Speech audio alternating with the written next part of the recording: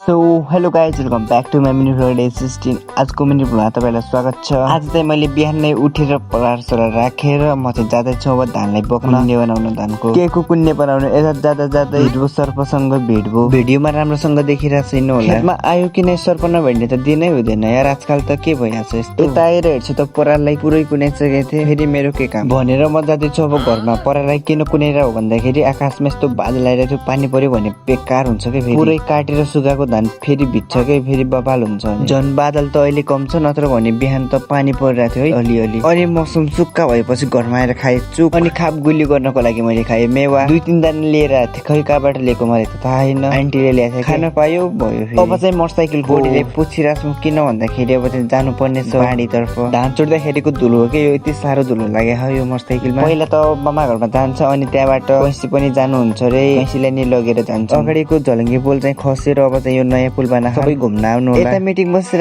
के गरेर आउन म त अचम्मै पर्छु भने। मिटिङ सकेर अब चाहिँ म जाँदैछु यो झोलङ्गे पुलको माथि, यो चाहिँ अर्को झोलङ्गे पुल। बाढी जानको लागि यो पारिबाट जानुपर्छ। अब चाहिँ हामी लाग्यौँ बाढीतर्फ। आन्टी म र कैसी। बाढी आएर मैले 1 प्लेट मोमोको अर्डर दिएँ। यता आएपछि मोमो त खानु पर्यो नि। आन्टीले मोमोको पैसा दिए। अब चाहिँ मैले पुरै बाढीको चढेमा। आन्टी चाहिँ गए धनगढी। चाहिँ म आएँ त मोमो खान। गाइस मोमो खान्छौ तपाईँहरू नै आएर खानु होला यता बाढीमा। 1 प्लेट मोमो र चढ्नेको साथ गाइस। अनि खाएँ मैले ग्वाम गाइस ग्वाम। अनि त्यसपछि चाहिँ के थियो म आएँ घरमा। गाइस झोलङ्गे पुल झोलङ्गे पुलको मजा लिँदै म जाँदैछु अब घरमा। गाइस भाइ र म, भाइ चाहिँ लक्की रहेछ किन भन्दाखेरि मैले नभेटेको भयो, अलि हिँडिरहनु पर्थ्यो कि। भाइ र त्यसको साथी गइरहेछ बानी। दुइटै मेरो मोटरसाइकलमा बहिनीहरू यता भैलो खेलिरहेको छन्, मोबाइल पनि लिएर साथमा। हेर्नु न गाइस यति सानै बहिनीहरू मोबाइल लिएर आएको छ। बहिनी भन्दा त ठुलो त फोन छ यार। डान्स पनि क्या गरिरहेछन् कि भैलोले भैलो दिएर म चाहिँ खेतमा। यता हेर्नुहोस् त गाइस राङ्गाहरूले कस्तो गाह्रो भइरह होला होइन यस्तो